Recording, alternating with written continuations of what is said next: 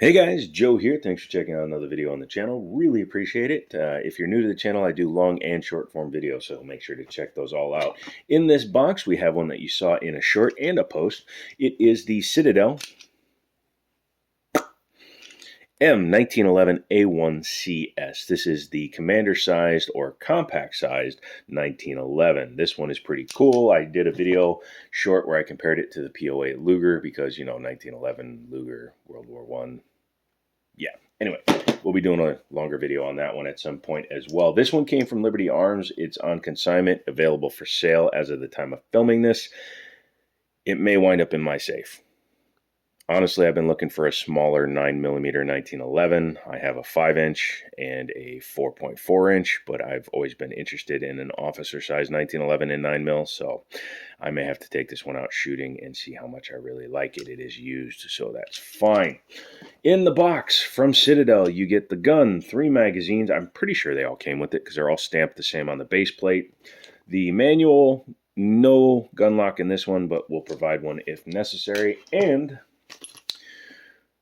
an Arms Corps Precision International spent shell casing package. Why? Because that gun is not a Citadel. Well, Legacy Sports is the ones who imported it, so they can name it whatever they want. But that is actually a Rock Island 1911. No big deal. It's just manufactured by Arms Corps for another person. A lot of companies do that. Fun fact, Daniel Defense gets their lowers from Diamondback. Go ahead and type in the comments how I'm wrong. That's fine. I'll wait. Okay, I'm done waiting. But yeah, Taylor & Company and Legacy Sports both use Rock Island to manufacture their 1911s because you might as well go with the company that manufactures more than anybody else in the world, especially if you're just going to be doing a mass-produced gun. Pay somebody else, import them, and then set your own price. That's what I say. Originally, these were a little bit over $550 when they came in. I think $575 for this particular model because it's got a couple of upgrades to it. Not a bad price. I think now they're like $500 on the used market or $475-ish, somewhere in there. I think that's what we're at. In fact, I do have the tag here, so let's see. $450, yeah. So they were originally $589, $450. You're not going to get officers and commanders too terribly discounted versus a government model because there's just not as many, especially in an officer size. But yeah, 9mm is a perfectly good cartridge for self-defense, and if the gun is put together right, it can definitely handle 9mm out of a 1911. That's another thing about the 1911 and the 9mm cartridge. A shorter barrel is preferred because of the cyclic rate of the slide, the weight of the springs necessary, and a couple other factors. I think we already talked about the box. Let's talk about the exterior on this guy. No magazine in it, and it's clear, so we can drop the slide. This has forward canted rear slide serrations, which is nice to see because obviously the grip kind of matches that angle. I think it just makes it look a little bit more modern, even though it is a 100-plus-year-old design. It tends to make it look a little bit more modern. My Kimber has a custom hex pattern on it, so yeah, the more modern you can make the gun look, the more interesting it is. Extended beaver tail comes up and protects the entire hammer with a memory notch. Has 25 lines per inch checkering on the back strap. This one is a polymer back strap. It is not metal, but you can easily change that out if that annoys you. The grip safety, little bit loose. You can definitely tell this is a MIM part, as well as the fact that the spring underneath it is probably a little bit used, or it just wasn't bowed right when they made it, but that's easily fixable. External manual safety, as this is designed to be carried. It's not a super long one. It is definitive though. Easy to sweep, snaps right into place. Now that also depends on how good the spring is for the detent, but it's not overly heavy. Easily sweeps on and off. Standard slide lock slide release on the other side. It's not extended really. It is serrated, which does make it easier to hit. The trigger is a skeletonized unit that is adjustable. However, the adjustment is all the way out on this one, meaning that it has the most movement rearward. I don't really care for that. My Kimber is all the way back. If I buy this one, this goes all the way back too. I prefer a long trigger, or excuse me, short trigger feel with a long trigger body, and that's what you can do by putting that screw all the way in. A slightly checkered mag release, which is nice. Wood grips, normally these come with wood and plastic grips. Being a used one, I believe it only has the wood grips. and it has the billboard on the side. This is an older gun, I believe 2016 or 2017, so I'm not sure if Citadel did what Rock Island did and moved it, or if they're all done like that. At least it's not painted white. This side of the slide, nothing up here. Has the CIT serial number here, but as you can see, it's definitely in Rock Island's font. You can easily tell a Arms Corps product by their serial number, the STKs, the MAPPs that they make, which is basically a Jericho knockoff, and their 1911s all use the exact same serial style. It is a cut ejection port, but it's not flared down like some of the higher end ones. But this does aid in the extraction of a spent shell. That little bit of an angle helps bring the round out. Believe it or not, it really does, because if that was fully flat, sometimes you could get a little bit of stovepiping. Again, timing is critical for a 9mm 1911. No flared mag well, but it is slightly beveled, so you should be able to just grab your magazine if you index it correctly, and you just, yeah, so no problem. Know how to load your guns. I think I did a whole video on that. You should check that out. Yeah, it is a bushingless system. A lot of the commanders and officers tend to be, especially 9mm. Don't know why either. It's just nice, easier to do, or it's a light enough load that it won't damage the front of the gun, because you'll see when we take it apart how it's installed in there. No undercut or anything on the trigger guard, but it does have the A1 style cuts here. If you look at a real World War I gun before the A1 revision, this cut is not there, so the trigger guard is actually a little bit thicker, and it's harder for some people to get their finger into the trigger guard because you have to go over these grips, which are a little bit thick in my opinion, and into the trigger guard. In terms of the reach, for a standard user, this length of pull will be the same regardless if commander, officer, or full size. It is nice to see that it's big enough to get my big meaty 3'4" hands on. That's right, he's 3'4". The sights on this one are a combat style Novak rear.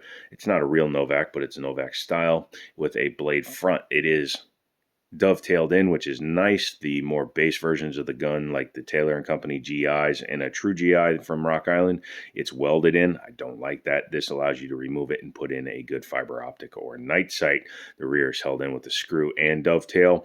Although I probably wouldn't do anything with it, I would just get a proper height front fiber optic or night sight and black those out. In its standard configuration like this, it's actually backwards from what I prefer. This is good if you want to do precision shooting, because you can clearly see the rear to line up with the fronts. However, if you want fast target acquisition, carry situations, etc., you need a high-vis front with blacked out rears, or at least not bright white rears with a non-contrasting front sight. This is going to slow you down. So personally, anyways, keep that in mind as you go through it. No front strap checkering, but at this price point, I would not expect it. I believe these are full-length guide rods because of the design of the gun.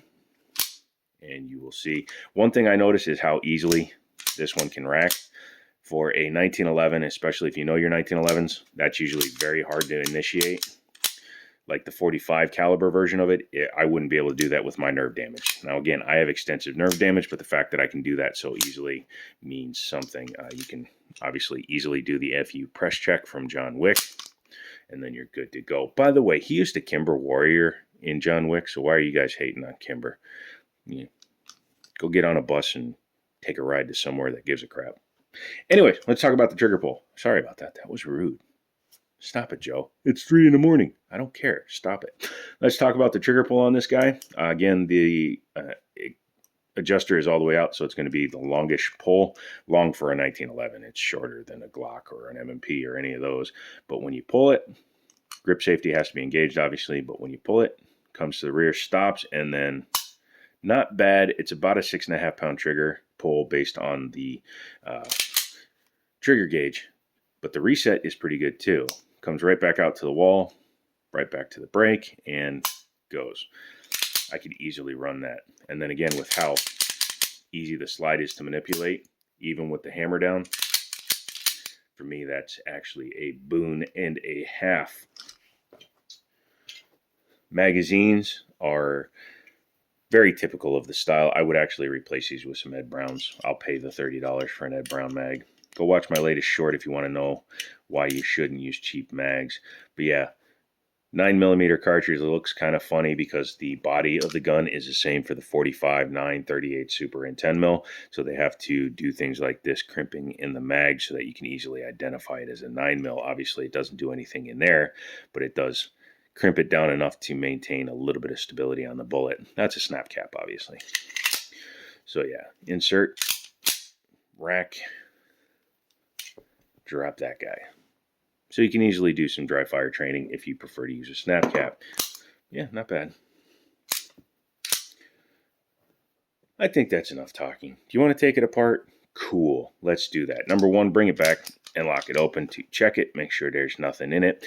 And because this is a bushingless design, you are going to leave it locked open and grab a paper clip, or like in my case, I grabbed an extra Allen key that I had, a super thin one, and I bent it to a very sharp 90-degree angle, because at the top, and I'll show it to you once we take it apart, at the top of the guide rod there's a hole, so you need to take your tool here and wiggle it, sorry, I'm going to try to do it on camera, but it's very difficult, into the hole.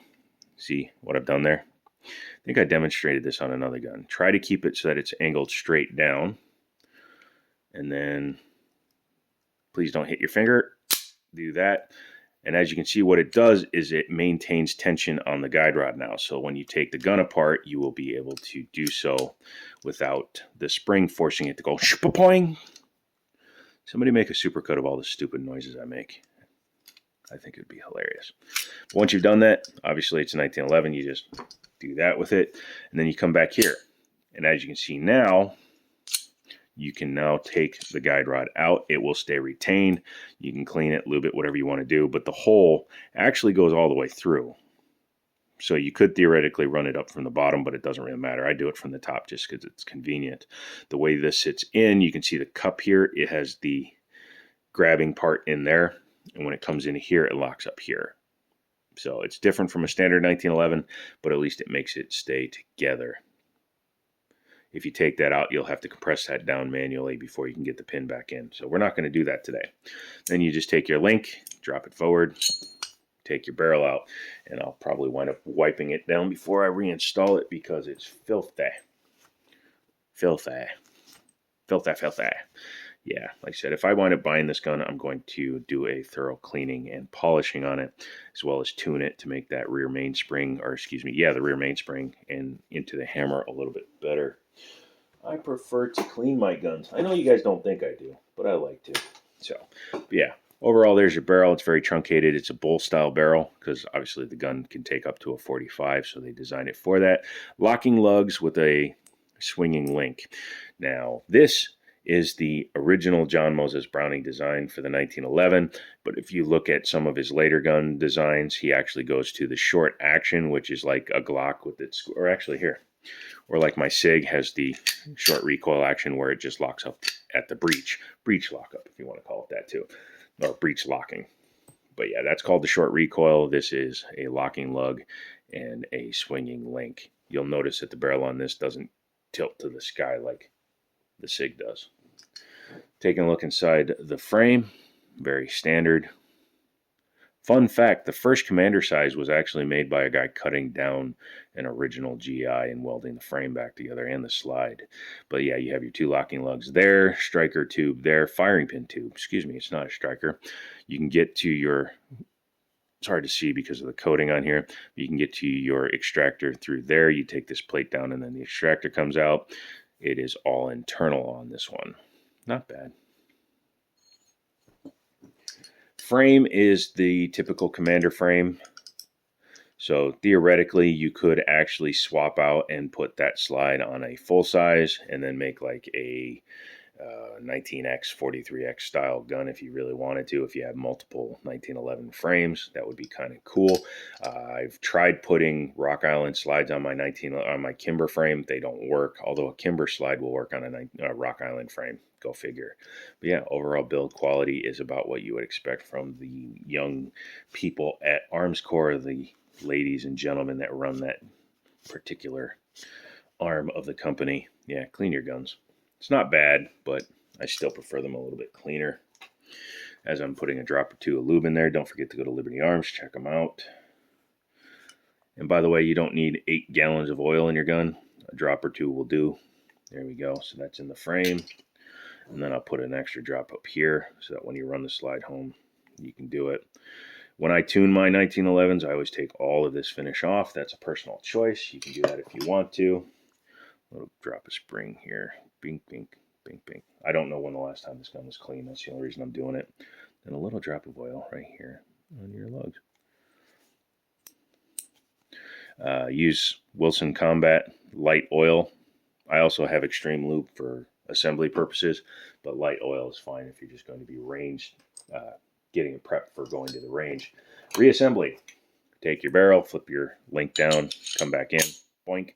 You're going to take your guide rod and assembly, and you're going to make sure that that pin is forward. Take it all and start it in there. Should fit in there nice and easily. And there's how the cup fits in there and locks in. So it locks in on the inside of the dust cover as opposed to the bushing, which goes to the outside. And you're going to take your slide and your frame. Make sure your link is in the down position. Start it back together. Then you're going to stop when the barrel is lined up and you can get to the drop link. You're going to take your slide lock, slide release. I like to start it this way. That way you don't get the idiot mark. Make sure that the barrel is in there correctly. Come back to the takedown notch. Lift up so you don't scratch the hell out of your frame. Push in. There you go. And while it's back here, we are going to actually make sure to get this pin out. So go ahead. It should just fall out if you have one that's sized correctly. And there you go. So take that back out. Drop your slide. Pull your trigger. Make sure she works. And a little bit of lube goes a long way to making these guns sound better. So what do I think about this Citadel 1911 chambered in 9mm and being a super short frame and slide? I think it's pretty cool. It's not as hilarious as the double stack 3-inch gun, but I think it's definitely worth a look. So if you're looking for one, contact Liberty Arms, Harrisonburg, Virginia. We've got this one and we have a 45 as well. Love to see you down there. Come on in. A few people have come in and said they've seen my videos. Although, another fun fact, they never said they liked them. They just said they saw them. So is that good? I'm not sure. Anyway, come back for the next video. Someone come by this guy. And yeah, I'll talk to you later.